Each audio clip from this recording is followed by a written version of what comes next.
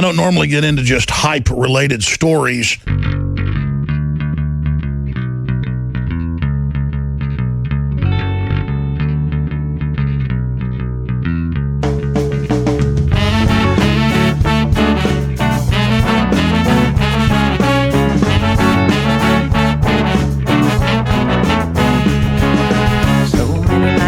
In this world, cesspool of kindness and ethical blindness. So please excuse my sarcastic tone. I'm a bit underwhelmed by the sample shown.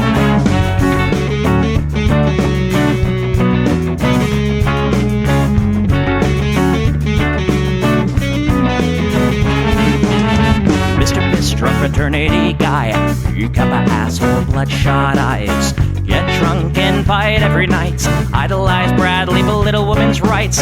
Homophobic, racist, and don't give a fucking hey. Do you think you can drive a bigger truck? So wear your baseball cap to the side to let everyone know that you're a nice guy. So cool, was so impressed. Lots of chicks and a barrel chest. Cause you're a real man. Punch for punch, gonna piss in your face while you're passed out drunk. I'm a nice guy, you're a nice guy. He's a nice guy, but all of you are assholes. I'm a nice guy, you're a nice guy. She's a nice guy, but all of you are assholes. Nice guys rule the planets.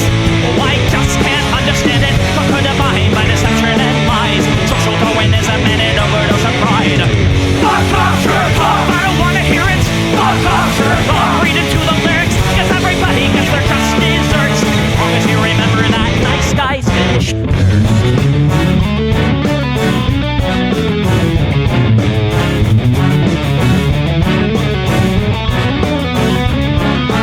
Mr. White Beater, you're next on the list. Such a nice guy who speaks through his fists. Prick with a penchant for messing with heads. A broken nose for dinner and breakfast in bed. Alcoholic, paranoid, and suicidal too. But you'll probably kill her before she gets away from you. She rolls in a pool of blood and cry.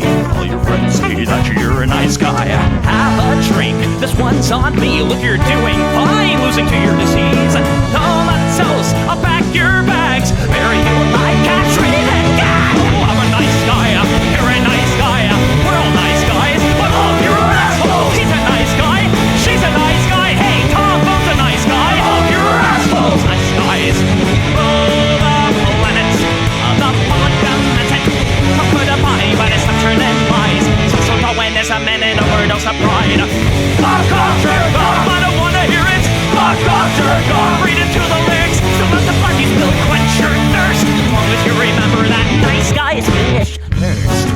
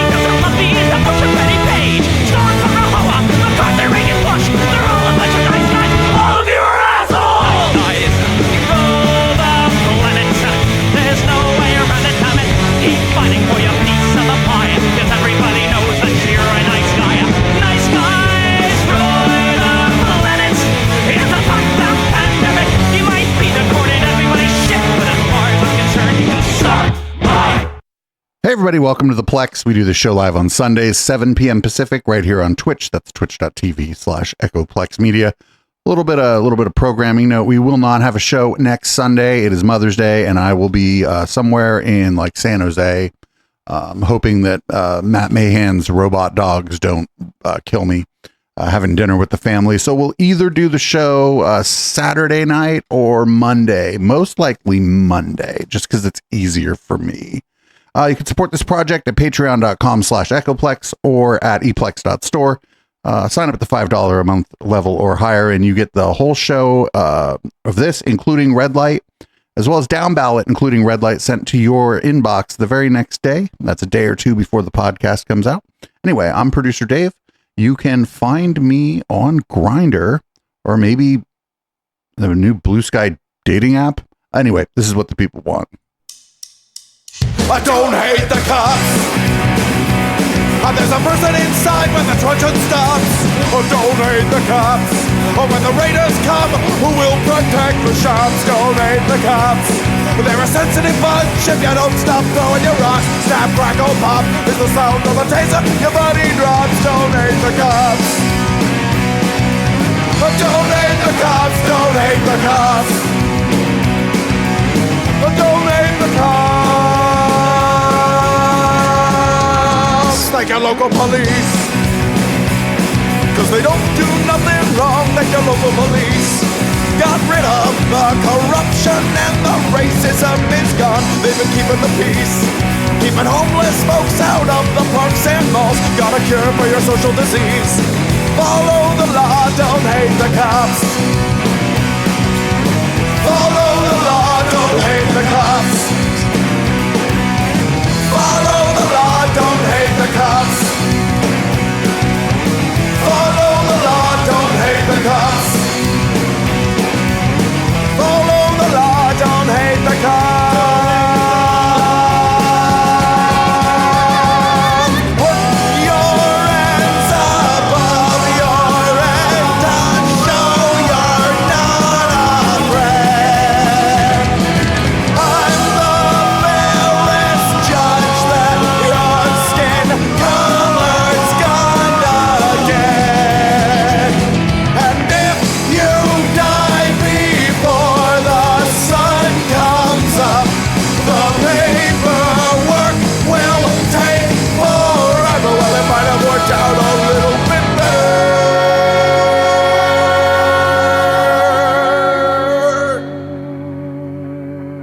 if you didn't hate the cops. Cause they don't do nothing wrong. Donate the cops. You can't blame them for just doing their job. Donate the cops. Well, you gotta wonder, how much would it cost for you to be shot at and stabbed at by maniacs and drunks? Donate the cops. Donate the cops. Donate the cops. Donate the cops. Donate the cops. Don't hate the cops, don't hate the cops. Don't hate the cops, don't hate the cops.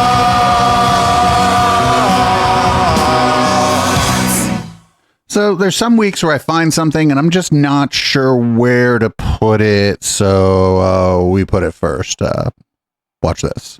Oh shit. Get me the fuck out of here, bro. I got too much money on the line to be catching strays.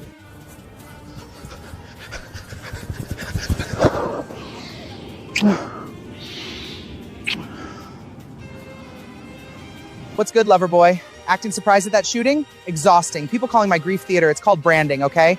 I'm just a helpless, submissive trad wife who happens to control a multi-million-dollar political slush fund. No big deal, right? And these affair rumors about us? Free PR, baby.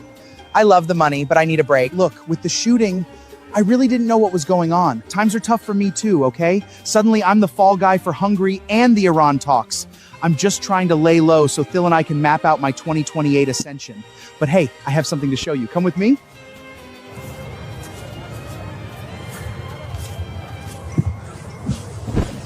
I can show you the world, baby.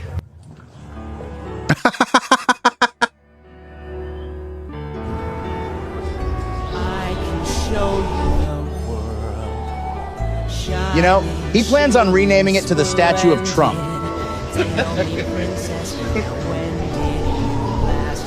Our body, our choice! Our body, our choice! Our body, our choice! Gross.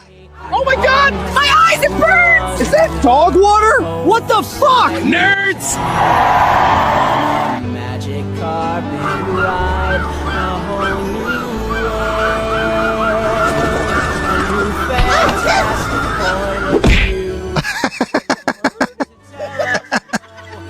Where to go? Look, the Strait of Hormuz. It should be open by now! A dazzling place I never knew. This is exactly what I needed. I'm pregnant. Oh, fantastic. Hey, I saved the best view for last. Unbelievable sights.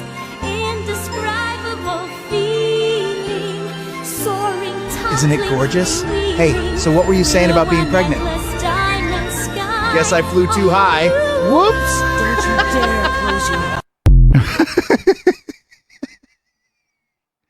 I know it's like AI slop, but it's funny. It's funny. So now on to like the news part of the show. So apparently, Todd Blanche is still blaming the media for the alleged assassination attempt at the White House Correspondents' Dinner, if you could imagine that. When you have a president who, and many people in this room, if we're going to be honest about it, have done it as well. They're just as guilty as a lot of people on X. When you have reporters, when you have media just being overly critical and calling the president horrible names for no reason and without evidence, without proof, it shouldn't surprise us that this type of rhetoric takes place. If you look at what it appears that this defendant had in his past.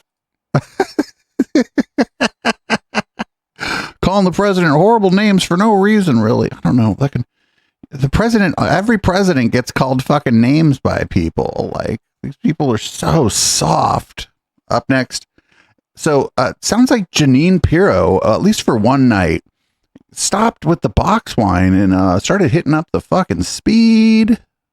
The United States Attorney's Office here in D.C., our U.S. Attorney Jeanine Pirro and her team, a prosecutor, stayed up all night long, didn't sleep all day yesterday, making sure that we got what we needed from.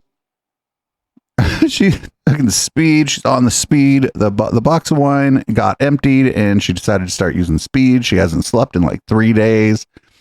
But we should trust her to do this investigation because being awake for a few days has never caused anybody to do anything fucking stupid or crazy. Did you know that the movies, they don't even write about this kind of tragedy? Nothing. There was no assassination. But anyway. I mean, just remind everyone, this was almost the entirety of the president's cabinet, the president and vice president himself, and 2,000 members of the media. This is something the movies don't even write about, something like this kind of scenario, this kind of tragedy. And thankfully, the quick reaction of law enforcement, we're going to be able to present to the world in less than 36 hours almost, exactly what happened, this individual's entire background, who he knew, where he lived, who he was talking to, everything about the firearms, everything about the... But why would you do that? If you're like trying to build a case against somebody, you don't actually fucking this is so stupid. This is like how you fucking lose. This is like how you don't actually release everything. The courtroom and Twitter are two different places, Kash Patel.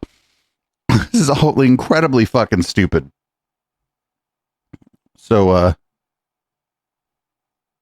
here's some more information. This is from Fox's The Five. There's a reason that all this happened, actually, if you could imagine. Trip? I mean, the Hilton? Paris Hilton is harder to get into than the DC Hilton. No. No, that's not it, buddy. That's not the joke you think it is. And I think the biggest thing here, and it kind of goes back to COVID in a way.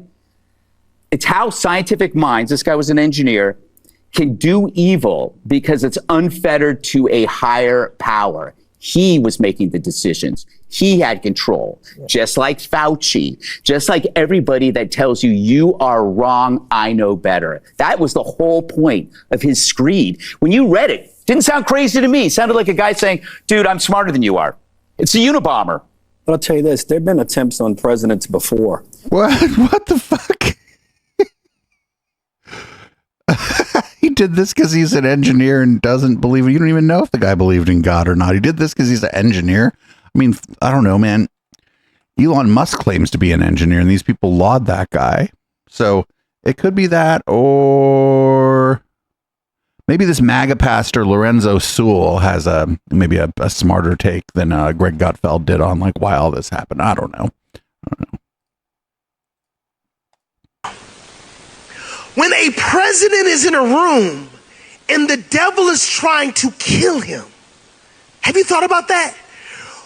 The season that we're in right now is a season where a leader who has loved the church more and passed more legislation for Christians than any other president in history, there has been 3 attempts to take his life.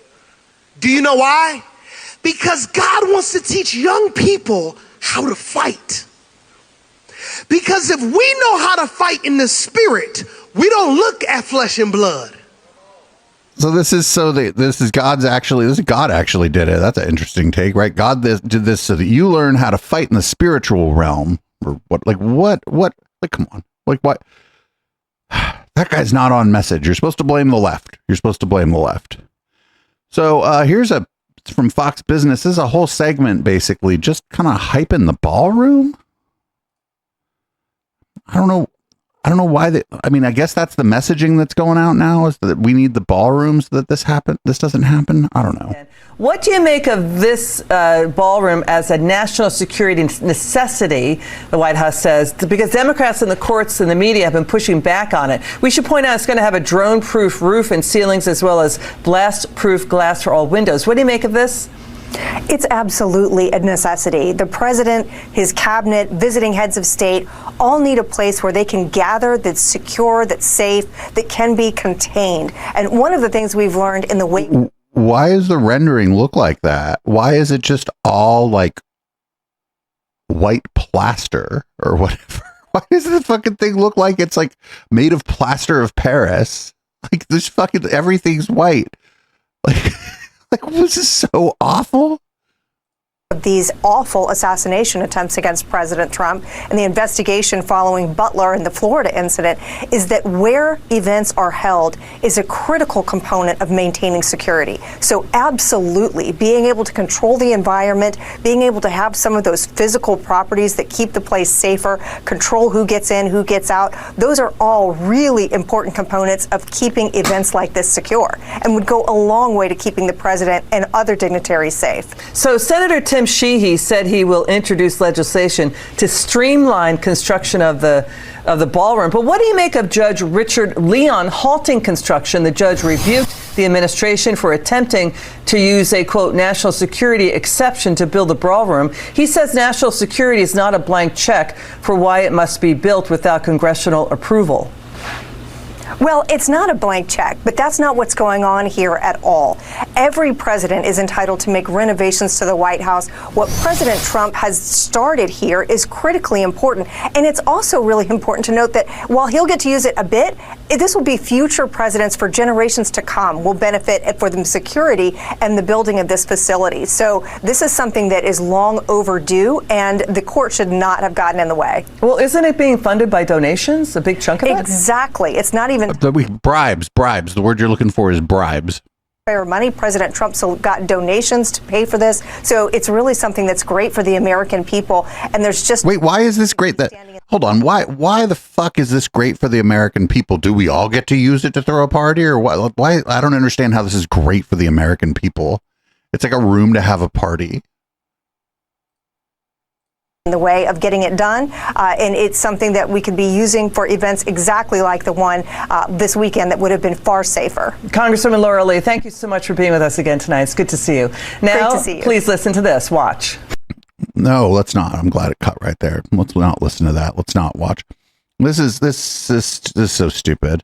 The other thing is there's a lot of people cooking about it. There's people like, oh, they're putting a data center down there. I'm like, I don't know. Are they putting a data center down there? There's people who insist that they are, but I feel like it's just all vibes based. I don't know. It just seems real dumb. There was nothing wrong with the old building. This one's going to be really gross on the inside. Like all kind of fucking gold and then gold.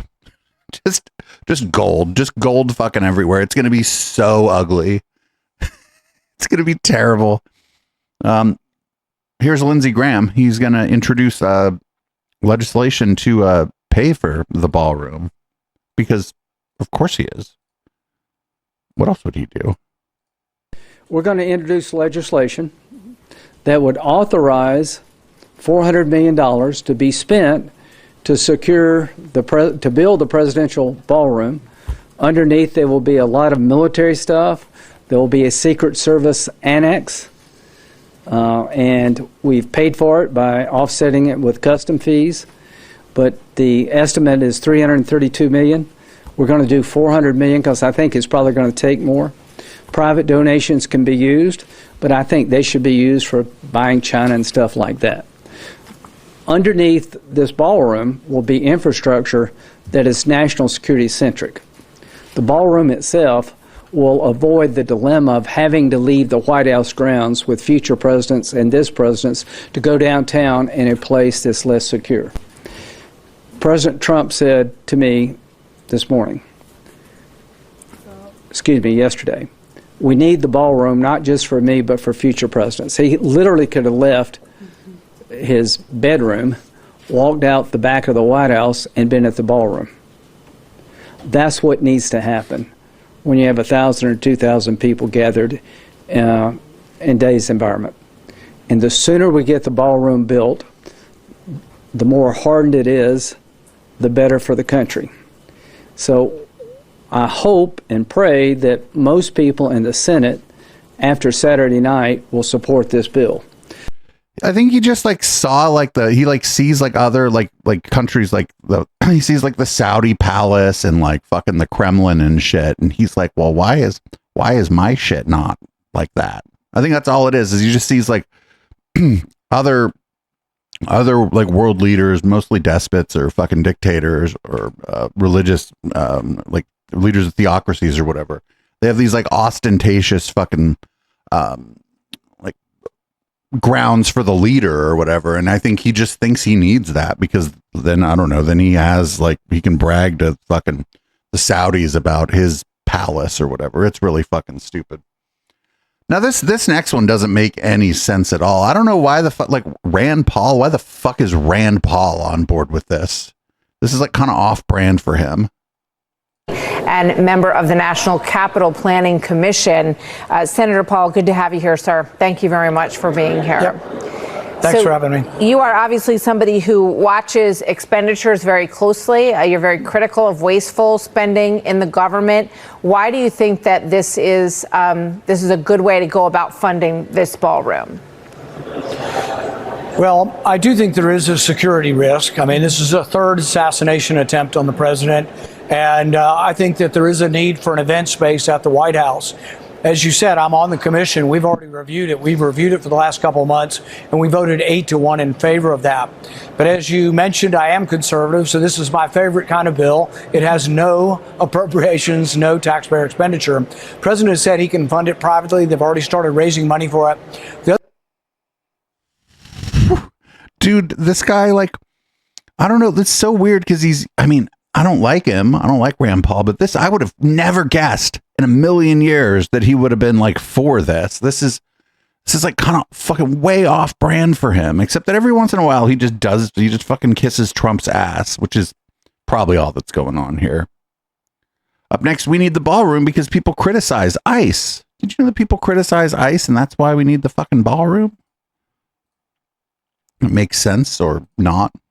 Let me tie one electrical cord to the question to what we're talking about today. Why are we here? The Democrats have used rhetoric referring to ICE agents as the Gestapo, Trump's secret police. Yep. They can't help themselves. Like, this is a real sickness. And what we're saying is this has to be addressed. At a minimum, we have to have a safe place to protect the President of the United States and the cabinet officials if they want to gather, or there's a state dinner, or a crowd more than like 100 people. But this is now, in order to appease the more radicalized base, the language that comes out on the Senate floor, I'm not talking about on like Morning Joe, like on the Senate floor, you guys are there, you hear this. This is well beyond what has been acceptable forever, and we're at where we're at. I'm sorry, but isn't letting several thousand people onto the White House grounds in and of itself a security risk? Like, I would think that like, because you can't, like, if you're doing like the correspondence dinner and whatever, like you're gonna check everybody and whatever, but you're gonna let some people in there who have like stuff in their background or whatever, probably. I don't know. I just feel like letting a few thousand people onto the White House grounds is probably a pretty big fucking security risk. So I don't even understand this from like a practical perspective. I think he just wants a fucking palace. I think that's all it is that the homeboy just wants a palace. So, Carrie Lake thinks that a journalist who criticized Donald Trump should be fired because, of course, that's what she thinks. There's a huge responsibility when you are speaking into a microphone, looking into a camera, to be honest. And they've stopped doing that. I walked away from my career after 30 years. I walked away from a 7-figure contract because I recognize, wow, they're forcing us to lie about things, lie about. Nobody was going to pay her $1 million as a reporter. Absolutely fucking not. Like COVID, lie about vaccines. They're forcing us to lie, and I'm not going to lie to the people, to the viewers that watch me. And I think we need to do a massive overhaul of the media right now. Wash out some of these people who just cannot push their hatred of President Trump aside and be honest brokers. What do you mean by wash out? What would you want to see happen? Fire them. Move on. Thank you. We're happy. Thank you for your service. You have shown and proved you cannot. Thank you for your service. So you're talking about it like a news reporter. Unbiased journalist. Thank you for your service. We're moving on, and we're moving in a new direction. And you have to look beyond just the faces that you're seeing on television and the voices. You have to look at who's running the operation. When I worked in television, you got to look at the producers and the writers. We had a notorious producer at one of my previous jobs, radical leftist. And that's the person who's deciding what stories go into a newscast. That's the person who oftentimes is writing and setting up the entire decision-making process on what stories are going into the newscast. So we've got to make sure that we have diversity in thought, not 95% radical leftists in the newsroom, but people who have diversity when it comes to thoughts, ideas. Some of them have a conservative ideology. Some may have a more moderate ideology, and including some who maybe have a more liberal ideology. But we cannot continue to maybe some liberals, maybe newsrooms where 90 to 95% of the people in the newsroom are radical leftists. So I'm curious, we're not going to go back and watch the fucking interview during red light, but I am curious, if Piers Morgan pushed back at all. He probably didn't, because she's not the kind of person that he pushes back against generally, right? He pushes back against people who are fucking ridiculous, like Clavicular or Nick Fuentes or fucking Russell Brand. Not that Carrie Lake isn't ridiculous, but her tone and just the way that she presents herself, it's almost like a demonstration of class solidarity with Piers Morgan. And so I doubt that he pushed back against her very hard during that interview, though I could be very wrong. Up next is the President of the United States, Donald Trump. He is an expert in the Civil War or something. Actually, a lot of you, but it's not that much. And so we made it 1776. It's just special. I mean, the whole place, it's a special country. But when you look at some of the movies and documentaries about the founding of our country and all of the great people, George Washington, Abraham Lincoln, Thomas Jefferson, Lincoln later, but Thomas Jefferson, all of the original founders, and some of the ones that are least known are actually the most important and the most interesting, actually. But when you look at all, then you have the Civil War. The Civil War was brutal. It was a brutal. I always said, why couldn't that have been settled? And maybe it could have been. But it was a brutal war. It was supposed to last one day, and because Robert E. Lee was an amazing general, I deal with generals a lot, and I ask who was the best general. A lot of them say Robert E. Lee, because he took something that was supposed to end in one day, and it went 4 years. And they probably tell you that because they know they're supposed to. With the exception of Gettysburg, that was not good. That was not a good one. That was not a good day for him, but that didn't happen. He would have actually won. They were going for New York, and they heard they were going up a hill, Harvey, just going up a hill. Robert E. Lee heard that. Stonewall Jackson was killed as great general, and so he didn't have Oh, man, if this guy wasn't the president, this would be incredibly funny, right? Because he's Stonewall Jackson, the term stonewalling. I would bet that most that most generals, if you ask them who the best general ever was, it's some fucking dude that you've never heard of. Maybe somebody they served under, or maybe they'd go like Patton or MacArthur or somebody. But I don't think that they're all like Robert E. Lee stans. As far as I know, Robert E. Lee and his army got their asses kicked by the United States of America. I think that's what I heard. Anyway, these people, we're not gonna talk too much about them going after Comey, but these people really want to make 86th mean something other than you've been told to get the fuck out of here, because that's what 86th means, right? Anybody who's worked in food service or even hung out at a bar regularly, we all know what that fucking means. That means that person, you are not welcome here anymore because of your fucking behavior. Get out. That's all that means.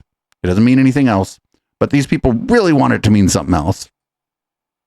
Seashells, though. This is about the picture that he put up of the seashells that say 8647, where he wrote in the caption, "Cool shell formation on my beach walk." Is that serious enough to merit? He ended up taking that down and saying he didn't realize that some folks. He said that he didn't realize some folks associated it with violence and that he opposed violence of any kind. Well, James Comey is a very intelligent man. I would assume he knows what the term 86 means. Yeah, it means get the fuck out. It means you done pissed the bartender off, generally. Generally, 86 means you done pissed the bartender off. Time, when you 86 an order, you kill the order. When you 86-45, that is tantamount to saying killing the President of the United States. He should have known. You don't know if you 86 the order, that just means the order got canceled. Like, I don't know if it's a steak, the cow's already dead, right? Like if it's a lobster, the lobster's already dead. Well, maybe depends on what kind of lobster. Fucking depends on what kind of place you're at. When you 86 an order, you get rid of the order, right? But you're not actually, you're not killing the food. I just want to be clear. When you kill the order, it's the same principle, Brianna. We can agree to disagree. I hear what you're saying, but there could be room for debate on that. And certainly, why even put something out there like that? A very good question. But do you indict over it? Is my question. I have not seen this specific indictment. What is? No, it's not. It's get out of here. It doesn't mean like I have some friends who don't know how to fucking behave themselves when we go out. I've had friends get 86'd from a location, a bar, a restaurant. They got too drunk, fucking disrespected the staff and got kicked out. They're still alive. They didn't get killed. There's no, if somebody asked me, does 86 mean kill? I would be like, no. No, it is not. It does not mean you might get your ass beat on your way out by the fucking bouncer or whatever if you fucking try to stay. Although the bouncer shouldn't do that. I fuck the police, but just based on the kind of situation you're in and stuff, the bouncer shouldn't be beating anybody's ass. They should be there to be nice to you and check your ID on your way into the club or the bar. But they're not killing you. Nobody dies when they get 86'd. But here's more. How will you prove intent when, as the director had acknowledged, Mr. Comey said he did not associate 86 with doing harm, and he took it down promptly, said it was political speech, not an intent to harm the president? Well, it's not. This case was indicted today. This conduct occurred about a year ago, May 15th of last year. There's been a tremendous amount of investigation. And how do you prove intent in any case? You prove intent with witnesses, with documents, with the defendant himself to the extent it's appropriate, and that's how we'll improve intent in this case. And so I think that talking about what Mr. Comey will or will not do if there's a trial, when there's a trial, it's very premature for me to do that today. I'm pretty sure this shit's just going to get thrown out. Unless there's something I really don't know here, I think this shit's just going to get thrown out. There's absolutely no way. Absolutely no way. I'm not like some James Comey stan. I am on Blue Sky, but I'm not like that kind of person on Blue Sky, right? So here's from the president about the 86 shells. This is dumb. I don't know. I think he's wrong. He's also, again, this is what the fucking astronauts are there from Artemis and shit, and he's talking about this. This morning, I don't know if we were talking about busy this morning. James Comey was in court. He self-surrendered. He's now in charge a second time. This time over a social media post with seashells that said 8647. Do you really think that he was endangering your life or threatening your life with that? Well, if anybody knows anything about crime, they know 86. You know what 86? It's a mob term for kill him. You know? Yep. No. It's a term at the bar that means get out and don't come back. He's 86 him. The mobster says to one of his wonderful associates, 86 him. That means kill him. It's. I think of it as a mob term. I don't know. People think of it as something having to do with disappearing, but the mob uses that term to say when they want to kill somebody, they say 86, the son of a gun. I'm trying to keep the language nice and. I have never ever son of a gun. They use it. I'm not in the mafia, but this doesn't seem true. But that's a mob term for kill him. Yeah. But do you really think your life is in danger? Probably. I don't know. You know, based on what I'm seeing out there, yeah, the people like Comey have created tremendous danger, I think, for politicians and others. Comey is a dirty cop. He's a very dirty cop. He cheated on the elections. He tried to help Hillary Clinton, as you know. He dismissed a lot of things that he should have proceeded with. I wasn't involved, but he should have proceeded with. No, he's a dirty cop. He's a crooked man, yeah. Yeah, they're trying so hard on this one. It just doesn't mean that. It doesn't mean that. It's just get out of here.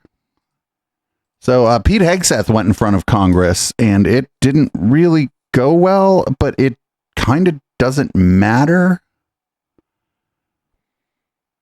It didn't go well. Here's him talking about potentially committing war crimes. Or not himself, of course. He would have someone else commit the war crimes, because that's sort of who he is. Understood, General. Secretary, let me give you a chance. And you've been asked about this earlier. You said in, I think, your press conference, essentially, and I'll quote you here, no quarter, no mercy for our enemies. That's the end of the quote. Is your guidance that you expect our troops in harm's way, if there's a foreign enemy surrendering, laying down their arms, they're supposed to provide no quarter and kill them? You denied it, but you were indeed trying to take the chairman to a partisan place. That was General Milley. That was the previous administration, which played politics. We don't play that way. It's a simple question. I'm asking what you meant. We fight to win, and we ensure the rules of engagements are such that our troops have every authority possible to. I'll give you another chance.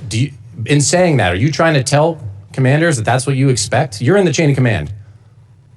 It's a simple question. I understand that. My commanders know exactly what the guidance is with each and every mission, and they know every tool. Secretary, every tool in at their disposal refusing to be to answer effective. it, I think you speak volumes. I think that's a dangerous thing. We all know the expectations. We know the law of war. We know what is lawful. I'd expect our commanders to understand that as well. I yield back, Mr. Chairman. Gentleman yields back. Yeah, he definitely means don't fucking take any prisoners and stuff. Like, he said over and over and over again that the rules of war basically are for pussies. And I would suggest to you that having rules for war is kind of a dumb idea, I suppose. But it's just because I think war is bad, and it sort of, I don't know, it sort of whitewashes it all or whatever. I understand the Geneva Convention and, not using chemical weapons and whatever. And like, but this idea of like a gentleman's war is kind of like a major problem anyway. But that's a conversation for another day. Did you know that they love the troops, but also the troops are fucking liars?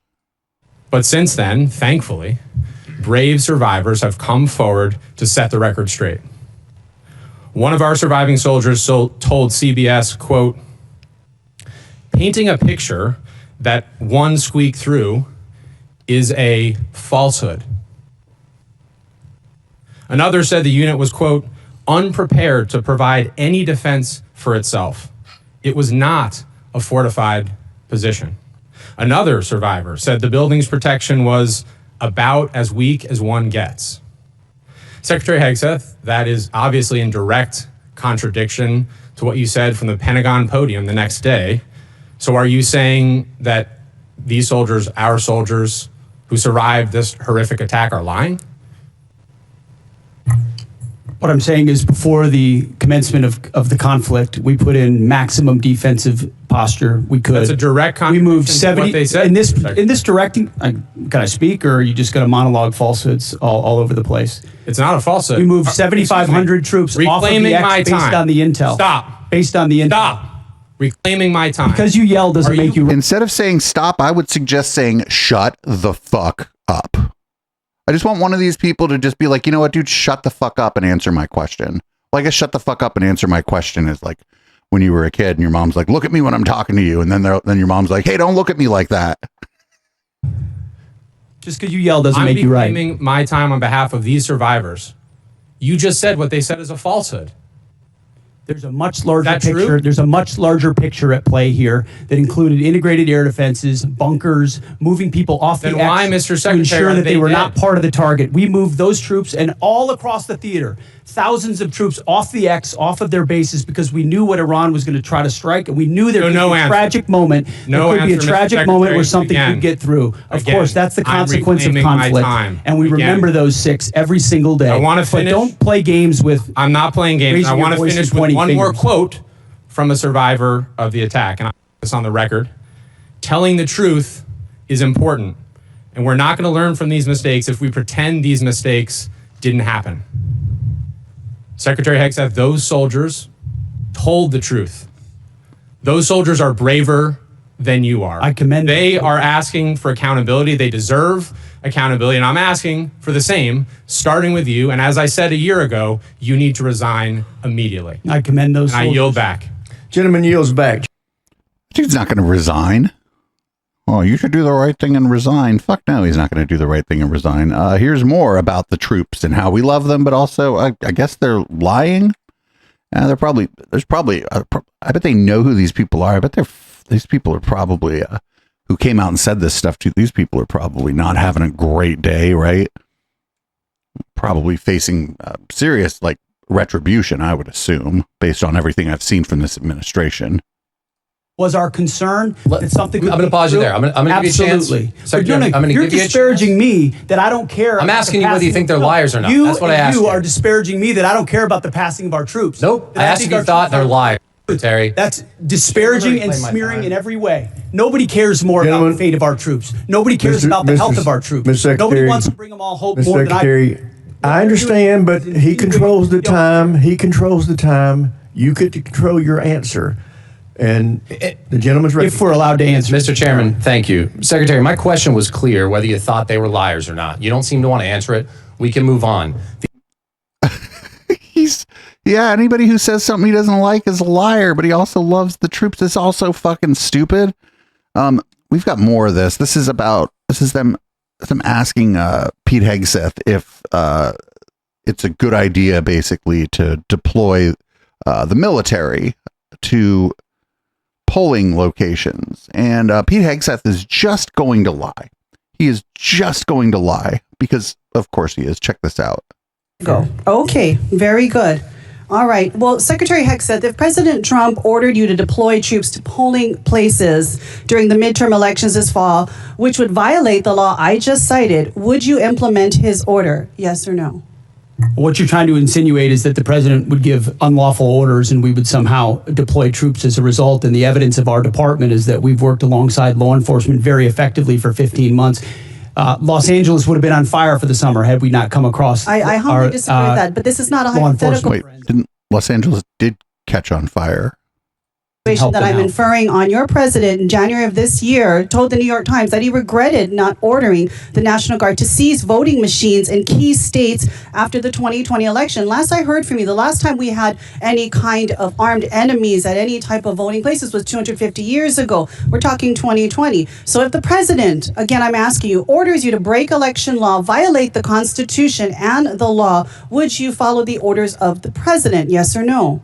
The president, you like to insinuate that the president issued It's a illegal simple orders, which he hasn't question. and does not. Who would you follow, the president or the Constitution? I will note that in 2024, troops were that was Joe Biden, by the way. Who would Joe Biden you send were deployed to polling locations in 15 states. 2024, Joe Biden, troops deployed to polling locations in 15 states. Explain that one to me. I am asking you a question now. You seem to really like Joe Biden. You've brought his name up more than many other topics today. Answer the question. Who are you beholden to, Mr. Secretary, the president or the Constitution? Well, If you can't answer that question, because you couldn't answer that question when I asked you, very proudly swear an oath to civilians in defend the the leg Constitution. in Los Angeles. He couldn't answer that either. So I think our answer is very clear. Obviously, you have taken a oath of loyalty only to the president and not the people of this country. Let's move. So in 2024, the president did not deploy troops to polling stations. What happened was in certain states, people in the National Guard. Now, I presume my audience knows this. Not everybody in the National Guard is like a combat person, right? The National Guard was used for technical stuff, infrastructure, some logistical tasks. They weren't deployed to the polling locations on election day to stand there with fucking guns. So that's a good use of the state National Guard, right? If you have technical people that are good at cybersecurity, good at other kind of logistical things, and they can help make the election run smoothly, that's actually a pretty good use of the National Guard, I think. They're serving the public, but they didn't show up at the fucking polling stations with guns. So this is just what didn't happen. That's just not what happened. Up next, we got we review every general officer. This is in response to a question about purging a bunch of mostly black and female generals. Recently, Secretary Driscoll testified in front of the Appropriations Committee that he refused to strike the names of 2 female and 2 black officers from a promotion list due to their exemplary service, names which were ultimately removed. Did you order him to strike those names? I know we removed those names. I did. Okay. Why? Because we review every general officer. You mentioned 12 general officers have been reviewed. The number's much higher than that. I would also note that under Barack Obama, 197 general officers were removed. So this is not something specific to this administration. Every officer serves at the pleasure of the president, and when they need to be removed in order to ensure we have the right leadership in those services, I will make those calls regardless of what you might say from the dais. About a year ago, I thought they served at the pleasure of the president. Now you're the one removing them. So I don't know what the deal is under Barack Obama where they removed that many generals, but if it was over the course of 8 years, that's actually not that fast, right? You can't be doing them a dozen a day or whatever and end up with 180 at the end of 8 years. People fuck up at their job all the time and get fired all the time, and that includes generals. I don't know if 180 over 8 years is more or less than the average administration, but it just doesn't seem like that many people at that higher rank to get fired over the course of 8 years. Anyway, we're going to move on. We have these people, when they talk about voter ID, these people are it's like they don't go outside. They don't interface with the world. This guy's like, when you go to the restaurant, you need an ID. Is that there's a lot of things that we can be doing, like voter ID. Like every time you walk into a restaurant or a club, you have to show your ID. How about you have to show your ID to vote? That's not anything that's crazy, and that's what we should be talking about. Certainly one of the votes on Capitol Hill right now. So at a nightclub, yeah, if there's alcohol, yeah, you have to show your ID to get in, but they're verifying your age. They're not really verifying anything else about you. It's such a weird thing because, yeah, and also like at a restaurant, you don't have to show, they might card you if you look young and you're ordering a beer, but they don't card you at the restaurant. All right. I'd like to thank the Discord, as always. This week's palate cleanser is pretty good. This guy's like try to do like a dance or something in front of a llama. And I guess, I don't know, maybe the llama just doesn't like this guy's dance, which I mean, I can understand because this is kind of lame. So we are all this llama, I guess. Every move I make, every single day, every time I pray, I'll be missing. Get him, llama. Get him, llama. Fuck yeah. I love that llama. I hope he's okay. I hope he didn't get injured. I hope the llama's okay too. I hope everyone's okay. So here's some useful information for Californians on the very, very off chance that Mayor Ed 209 Matt Mahan becomes the governor. This is an instructional video on how to deal with a fucking robot dog cop. Get behind it, then quickly grab the handle underneath and yank it forward to disable the battery. Exercise utmost caution. Keep your hands away from the joints. They will crush your fingers if you are not careful. Alternatively, find the motor lockout button located behind the robot and press it. This will physically disconnect the motors, rendering the robot inactive. If you are unable to get that close, grab a long, blunt object like a sledgehammer and wish yourself luck. If you have access to a gun, aim for its battery pack. Do this with caution. If ion batteries are pierced, they can start a self-oxidizing fire that is very hard to extinguish. As the battery packs on military-grade QRAs are armored, this may not always work. In this case, target its other weak spots, including sensors, joints, and motors. However, the likelihood of having to fight a robot dog can be greatly reduced by choosing your hideout location carefully. Stay hidden. Avoid movement during peak patrol periods. Yeah, again, I'm just telling you, do not vote for fucking Matt Mahan for the governor of California, because you'll have to fucking review that video if he gets mad at your city, something like that. So here's a RFK Jr. He's been promising we're going to cure all these diseases, and these are a lot of these are like diseases of old age. This one is, he's going to say that basically Alzheimer's hasn't been cured because the NIH, I don't know, is corrupt or something. We're switching the trajectory so that we're going to really focus narrowly on chronic disease, ending the chronic disease epidemic, and then we're going to make sure that the science cannot be corrupted. And every scientific study is replicated. That the raw data for those studies is published. That the peer review for those studies is published. And then we're going to focus on making sure that we get to younger scientists rather than the old boys network. And I could talk to you about scientific corruption all day long, about horror stories that we know have happened within NIH. One of those, probably the worst, is the amyloid plaque scandal. For 20 years, we were, because of utter corruption and fraud, we were directing Alzheimer's research to one hypothesis, and any other hypothesis was shut down. We should have the cure for Alzheimer's today. We don't have it purely because of corruption at NIH. Ms. Frankel. We are going to have it quickly. Ms. Thank Frankel. you, Mr. I'm not I'm not confident that the scientific consensus on this is that we're going to find cures for Alzheimer's. This is like a disease of old age. I think what we're looking for is effective treatment so that people who have Alzheimer's can live like a happier, healthier, more productive, more fulfilling life at the end of their life. I don't think it's going to be cured anytime soon. It'd be great if it did. I'd love to be wrong here, but I don't think this is one of those that's going to get cured. I don't know though. I could be wrong. I'm not a fucking expert here, but anyway, did you know that we're going to, mercury is bad if it's in vaccines, but not if it's just like, in the air, the water, the ground.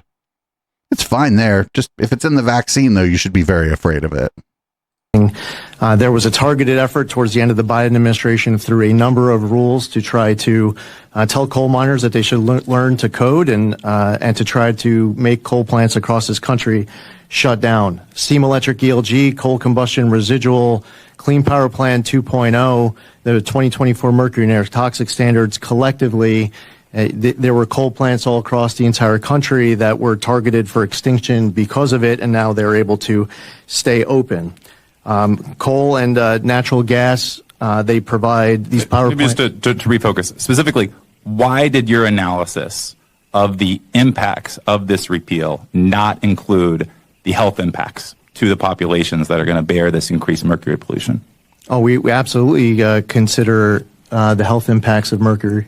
There was no quantified health impact in that analysis. Am I mistaken? We absolutely value the impact. The whole reason why we have mercury and air toxic standards in the first place is because of the health impacts of mercury and air toxic standards. So, but in the repeal, how much do you think it's actually going to? What are the health harms of this repeal?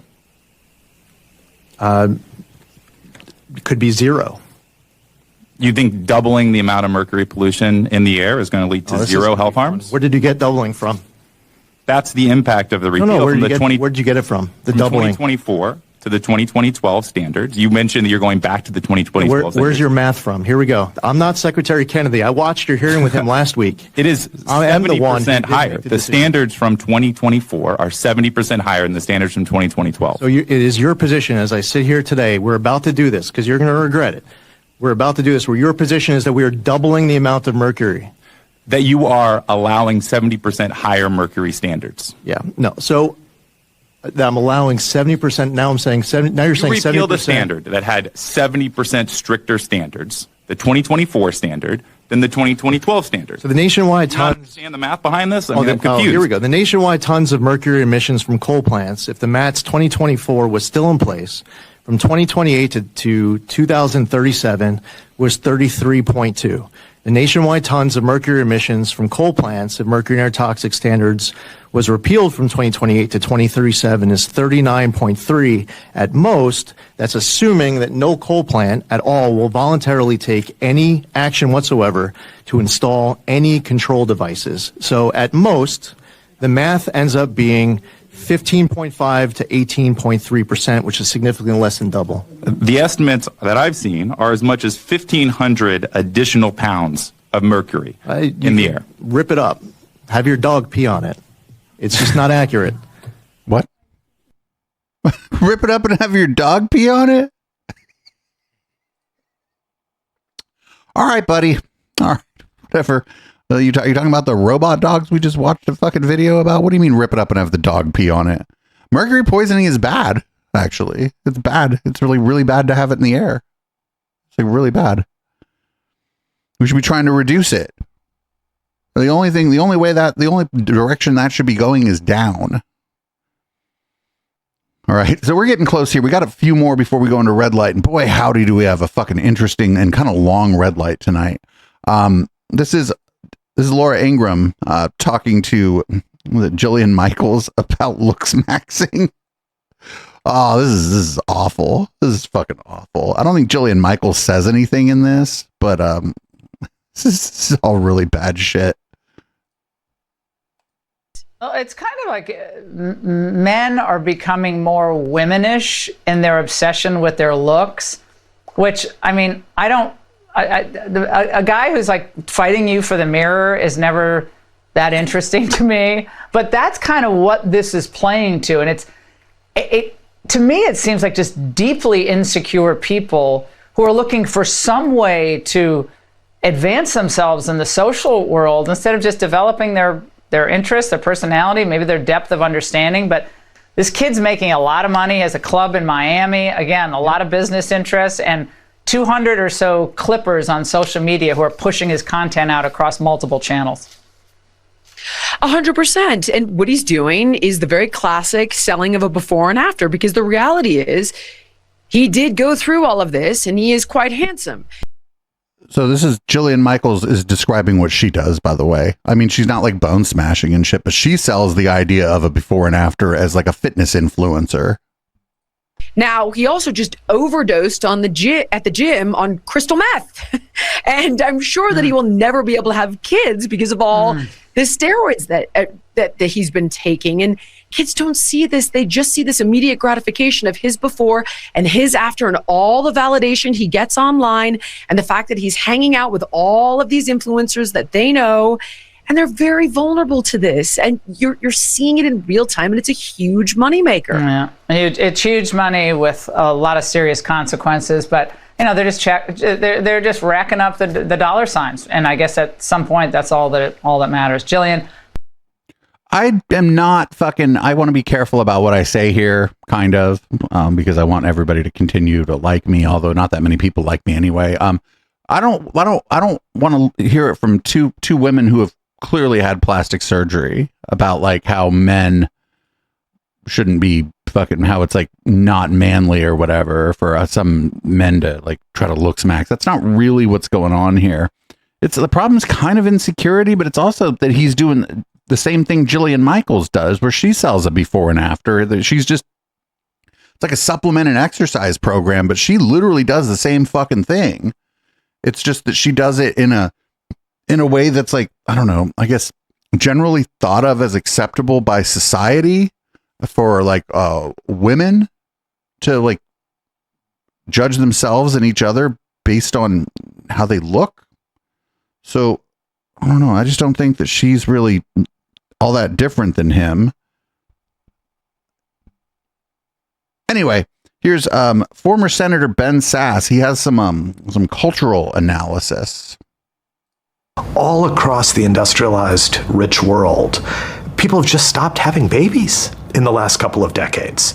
We're at replacement rate birth rates nowhere in the industrialized world except Mormons and Jewish populations in Israel and in some parts of the US. Except for those two categories, every other industrialized nation has stopped having babies. That is super weird. We've stopped having sex. Sex has collapsed demographically. Premarital, extramarital, marital.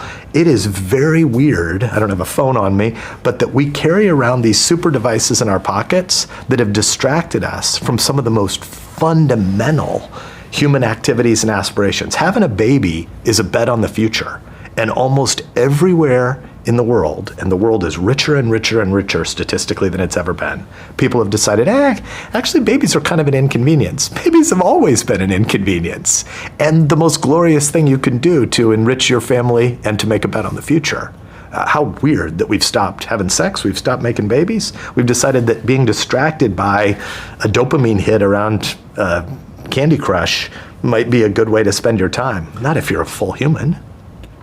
So that's really weird too, because this same group of people was basically like for a very long time slut shaming women for as having a sex drive, more or less, right? Like, oh, you got to keep it pure and you got to not have sex outside of marriage and all this. And now they're like, I don't think that's the reason that for the problem that they're fucking ineloquently, I don't even know if it's a problem, for the thing that they're describing in a fucking stupid way. I don't think that's the reason that that's happening.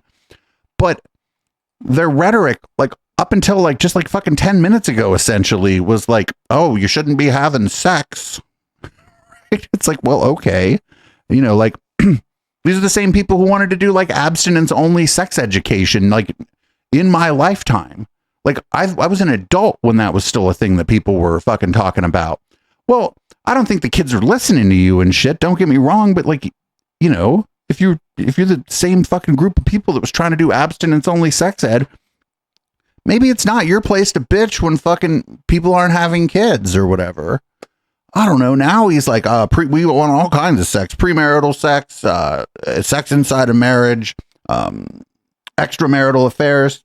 It's like, wait, who are you? Why are you talking something so different than you were a while ago?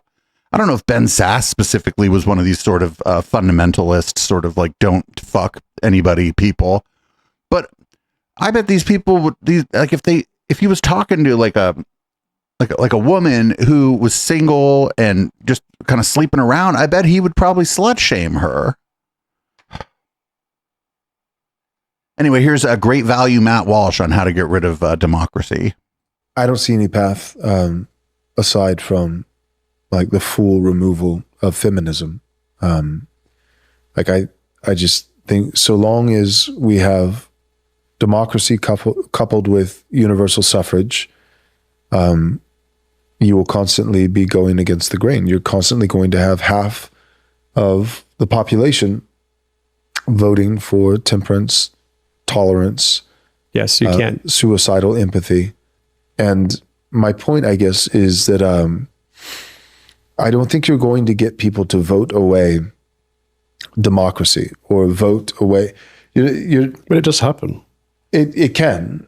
But my point is that I'm agreeing with you. I think that it has to be taken. I think that men, virtuous, ambitious, masculine men, have to climb the ladder of power and forcefully take away from the people that which is their detriment.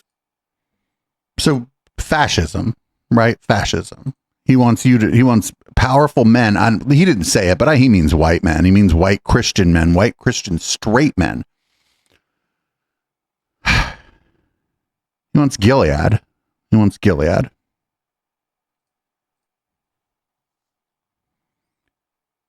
I don't think it's going to happen yet, but we're maybe sort of on the way there. We got two more. I couldn't decide which of these two things was dumber. I was going to put the stupidest thing last, but there's a real strong fucking competition between these next two things I'm going to show you. This one's about like paternity tests. And I guarantee you are, unless you happened upon this clip, you're not gonna be able to predict what's gonna happen here. How come women don't take DNA tests like the dads have to do? How come after they give birth, they don't have to take the DNA test? I mean, they are literally inside of a hospital. They have all the equipment. You know, this woman tried to get me to take a DNA test once to see if I'm the father of her child. Like, I never even touched the child. Like, you could hold up a black... That's not... You don't touch a baby and then it becomes yours. This is everything about this. See no fingerprint on that child at all. Well, I don't think it's a good idea to fingerprint the children.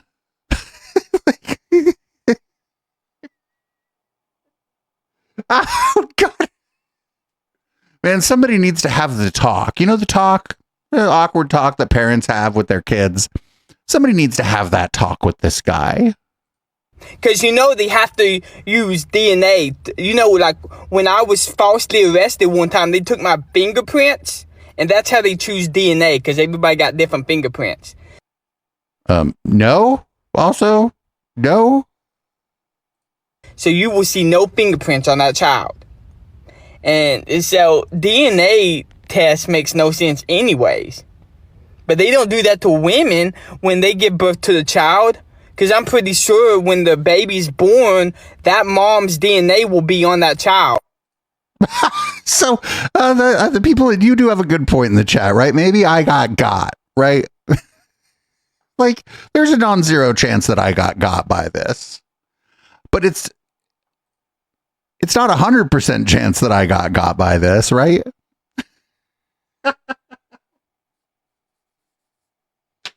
I don't know. I it's possible that I got. I hope I got because I don't want anybody, you know, I'm not one of those, oh, I love everybody kind of people, but I hope nobody's really that stupid. But I don't know, man. I don't know. Things have been going a little bit weird lately. A lot of dumb shit's been happening. So, let's assume that was genuine. I know it might not be, whatever. Let's assume that was genuine, and let's compare it to this next one and decide which one of these was the dumbest thing in the white lighting portion of the show. One time I fought with a warlock who astral projected as a light being into the room I was in, and I physically fought with him. It was a knife fight. He had this crooked blade like this. It was actually made of light. This is so... how do you even explain these things? And I actually snagged it from him and buried it in his chest and said, Dominion, Dominion, Dominion. And he popped out. There was actually witches that were flying around the house that were setting up a perimeter or a grid for him to be able to do that. Oh my God. And when I woke up in the morning, I had physical bruises all over my body. So this was not just a fight in the spirit. Wow. I still think if the other one was real, genuine, and not like rage bait or trolling, I think the first one was dumber. Also, lady, I think it's just called a dream. I think she just had a dream. You ever had a weird dream? I've had a weird dream. Anyway, that's the end of the show. We got kind of a long red light because it was kind of, I don't know if I would say it was a slow news week. It was a slow normal news week, kind of. But as far as our kind of news, there was a hell of a lot of shit going on this week. David Cross went on Bill Maher's Pee-wee's Playhouse show, and that didn't seem to have gone very well. We got Owen Schroyer, of all people, dunking on Christian nationalist Andrew Wilson. Unfortunately, we have a clip of Asmongold talking about how, like, I don't know, he like doesn't clean up after himself or cook. There's some fucking homeless guys yelled at little Nikki Fuentes. We got Clavicular heading out to Epstein Island to film a stream. Andrew Tate continues to melt the fuck down. And I just got this one that's called What the Fuck, Loomer? And this is, we got InfoWars. There's going to be a false flag. That's going to be aliens. And also on InfoWars, Jamie Kennedy, I don't know, he used to be a celebrity or whatever. He got himself cooked. Then we got Alex Jones on the future of InfoWars. Then we got Tim Heidecker on the future of InfoWars. And then in the longer form stuff, we have Barry Weiss's The Free Press interviewed someone about Atlantis and how they're hiding Atlantis from you. Barry Weiss, just so people know, she runs the news division at CBS now. So that's good. And then, of course, we got Dr. K breaking his silence on the looks maxing phenomenon. I'm sure that's going to be great. I'll probably be totally sober by that time and have just, astute, normal, very sober, very, very measured analysis of what Dr. K is going to say. So if you're watching live, you know the drill. Stick around. If you're listening on the podcast and you made it all the way to the end, actually, we only went like an hour and 10 minutes this week. Anyway, if you made it all the way to the end, do check out the live show sometime. That's twitch.tv/Echoplex Media. The Plex is live Sundays, but we also have shows Tuesday, Thursday, and Friday, and sometimes Saturday. And of course, support this project at patreon.com/Echoplex or at eplex.store. And if you're here on Twitch, you know how the highly unfair monetization system around here works. So I'm going to leave you with Boomers by Periscope because I need to pour a cocktail and change the color of the lights in here and shit.